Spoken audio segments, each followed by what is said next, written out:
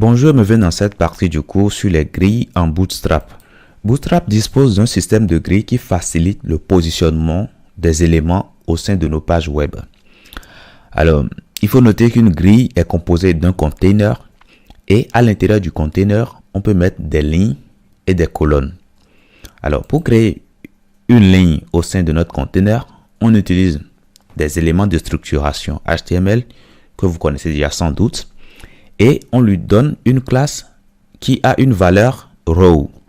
Alors, ici, nous allons utiliser div comme élément, mais comme je l'ai dit tout à l'heure, vous êtes libre de choisir l'élément de structuration qui vous intéresse. Et une fois que ça c'est fait, maintenant nous allons lui donner la classe row. Et voilà, c'est bon, on vient de créer une ligne. Alors, on peut mettre du contenu à l'intérieur. Déjà, nous allons venir sur le site ici, lorem ipsum, et nous allons tout simplement copier un peu du test aléatoire que nous irons tout simplement coller là-bas. Alors, on copie et arrivé ici, on peut tout simplement coller le test à l'intérieur. Et voilà. Donc, on actualise ici et tout se passe correctement. Alors, comme je l'ai dit tout à l'heure, vous êtes libre de mettre les lignes qui vous seront utiles. Donc, vous pouvez définir autant de lignes qu'il en sera utile.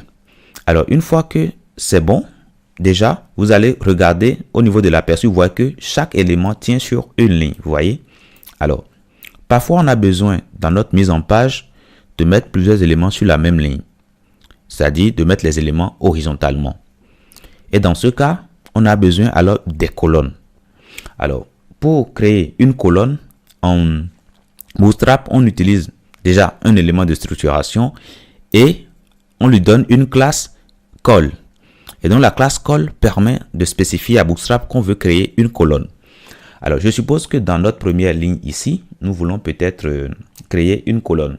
Déjà on peut virer ces lignes, étant donné qu'on n'en a plus besoin.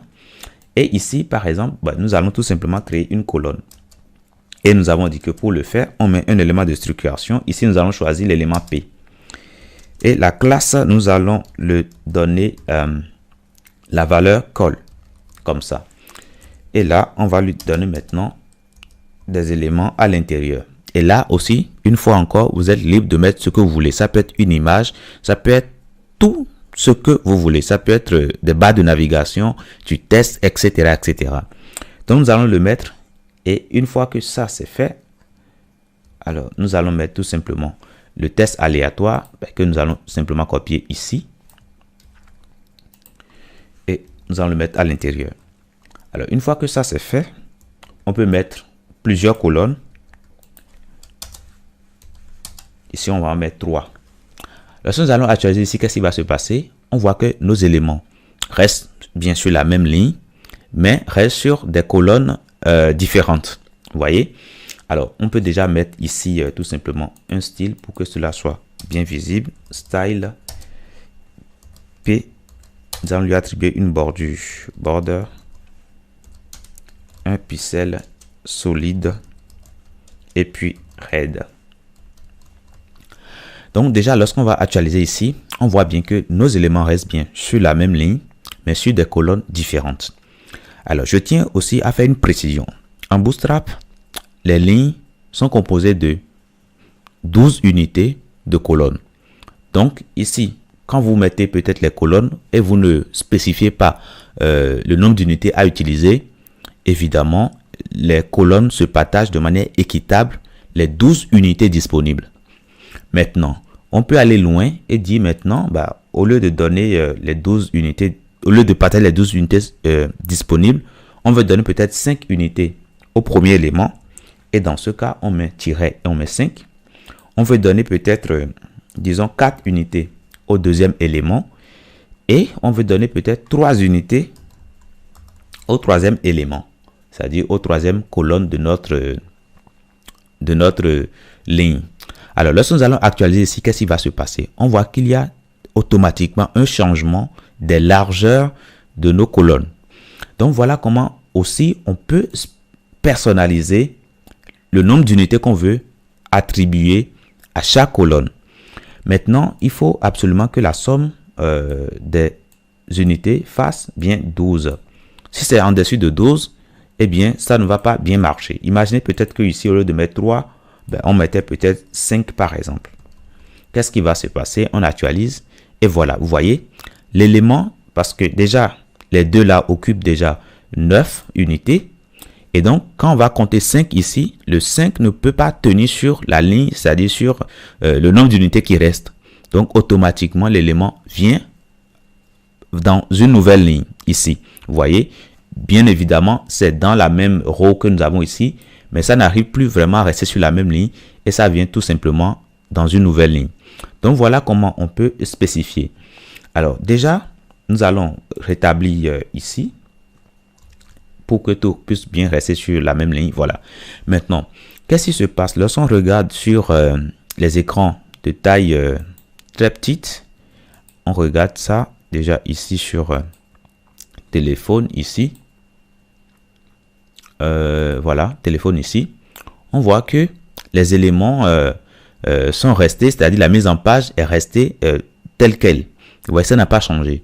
Lorsqu'on va venir sur tablette ici, voilà, la mise en page n'a pas changé. Et lorsqu'on est sur des écrans de PC aussi, la mise en page n'a pas changé. Vous voyez? Donc, c'est ce qui se passe généralement lorsqu'on met tout simplement colle comme ceci. Vous voyez? Alors, on peut aller loin et spécifier le média. Et dans ce cas, la mise en page se fera uniquement pour ce média spécifié. Alors, nous avons déjà vu les types de médias qui existent. Nous avons vu les breakpoints et nous avons dit qu'il en existe 5. Alors, donc, du coup, lorsqu'on veut spécifier le breakpoint, c'est-à-dire le média, on met tout simplement le breakpoint ici. Et une fois qu'on met le breakpoint, on met maintenant le nombre d'unités qu'on veut allouer. L'unité. Donc, voilà. Donc, on met déjà call, on met le tiret du 6, on met le breakpoint et on met le nombre d'unités qu'on veut allouer.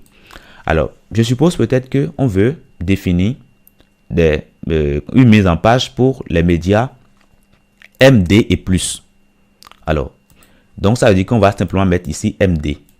Si on met MD comme ça ici, automatiquement, la mise en page va s'adapter pour tous les écrans MD et plus. Donc ici, je suppose que nous voulons lui donner, disons, 4 par exemple. Et puis, pour notre deuxième colonne, nous voulons lui donner, supposons 5. Et puis, ici, pour notre troisième colonne, nous voulons lui donner 3 par exemple. Donc déjà, nous allons actualiser ici. Qu'est-ce qui va se passer? Déjà, on va agrandir. On actualise. Qu'est-ce qui va se passer? On voit que ici, on a quelque chose de l'ordre de 4. Hein, et ici, on a quelque chose de l'ordre de 5. Ici aussi, on a quelque chose de l'ordre de 3 comme nous l'avions spécifié. Alors, si on vient sur un écran de taille MD, ici, on a aussi la même chose. Par contre, si on vient sur un écran inférieur, on va venir sur le téléphone ici. Qu'est-ce qui se passe? On voit que chaque colonne reste sur une ligne. Donc, c'est ce qui se passe par défaut lorsqu'il n'y a pas de spécification. Par défaut, sur les téléphones, chaque colonne reste sur une ligne. Par contre, lorsqu'il y a de spécification, c'est cette spécification qui est respectée. Mais ici, on voit qu'il n'y a pas de spécification pour les écrans de téléphone. Les écrans de téléphone, c'est les écrans de type SM ou bien INS-S. Alors qu'on a défini la règle pour MD et plus.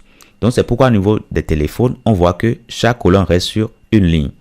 Alors, imaginez qu'on veut peut-être étendre la règle au téléphone, par exemple. On mettra tout simplement ici. On peut modifier, on mettra tout simplement SM, par exemple. Et ici aussi, SM. Et ici, on mettra tout simplement SM encore. On va enregistrer. Et lorsque nous allons actualiser ici, qu'est-ce qui va se passer? On actualise. Déjà SM, SM, c'est bon. Maintenant, on change ceci, on actualise. Et là, c'est bon. On essaie de réduire. Alors, on va bien regarder ici dans notre body pour voir si les règles ont bien été prises en compte. Voilà, call SM4, voilà, etc., etc. Donc, lorsqu'on va regarder sur notre écran ici, évidemment, on voit que la largeur est inférieure à SM. Vous voyez, la largeur ici, c'est 360. Et ici, 360, c'est inférieur à 576. Alors, on peut changer tout simplement la largeur et mettre tout simplement 578. Voilà, et se rassurer bien qu'on est dans SM ici. Lorsqu'on va actualiser, on voit que tout marche correctement. On voit que nos spécifications que nous avions définies ici pour les écrans SM marchent correctement. En dessous, ça ne marche pas. C'est-à-dire si on met déjà 5 ici, ça ne marchera pas. Vous voyez, ça ne marchera pas. En dessous, ça ne marche pas. Mais tout ce qui sera en dessus marchera. Voilà, donc tout ce qui sera en dessus marchera. Donc voilà comment on peut définir des propriétés pour des médias donnés. Alors, vous voyez que lorsqu'on met SM ici, ça agit pour SM et plus. Parfois, on peut vouloir appliquer une règle uniquement pour SM et une règle uniquement pour MD et une règle uniquement pour LG, etc., etc. Donc, pour ce faire, vous allez les définir spécifiquement. C'est-à-dire, après le SM, vous allez définir maintenant la règle pour MD. Donc, vous allez encore mettre call-MD et vous allez mettre, disons, 4. Je suppose que vous voulez mettre ça à 4 pour MD. Et maintenant, pour MD, vous voulez aussi mettre ça à 4 ici. Et là aussi à 4. Pour LG, par exemple, vous voulez peut-être mettre ça, disons, à 6, par exemple. 6 ici. Et ceci. LG, on va mettre LG. Voilà. Donc, pour LG, vous le mettez à 6. LG, vous le mettez à 6 aussi. Et LG, vous le mettez à 6 aussi. Alors, lorsque nous allons déjà actualiser ceci, qu'est-ce qui va se passer? Déjà, on est sur les écrans de taille MD. Et on voit qu'on est bien à 4. Ici, on est sur les écrans de taille voilà, MD. Ici, lorsqu'on actualise, on est sur MD. Lorsqu'on va enlever, voilà. Là, on est sur les écrans de taille de PC. Sur les écrans de PC, on voit qu'on est bien 4, 4, 4. Donc, ils ont partagé de manière équitable. Par contre, lorsqu'on va descendre et on sera à SM, par exemple, voilà, on voit qu'il y a une différence maintenant. On a 5 au milieu et on a 4 au début ici et puis 3 enfin. On voit que c'est même de taille plus petite que les autres. Pour les écrans LG, c'est-à-dire les écrans larges, par exemple, qu'est-ce qui se passe? On voit que ceci occupe 6 unités, ceci occupe 6 unités. Donc, on est à 12 déjà pour ces deux-là.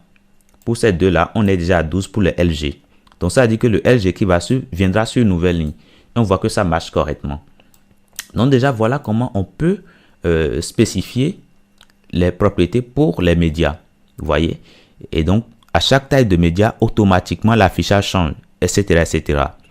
Alors, je tiens à faire juste un rappel avant de finir. Alors, nous avons dit que on peut spécifier pour chaque élément. Hein. Maintenant, si on veut appliquer une règle pour tous les médias, ben, on sera tenté de dire qu'on va mettre ins, étant donné que ins marchera pour ceci et tous les breakpoints supérieurs. Et donc, notez que si on veut mettre pour tous les médias, ben, on ne met plus rien du tout. On ne met pas le breakpoint, on met directement l'unité. Comme ce que nous avons fait au début. Vous voyez, on mettra tout simplement l'unité.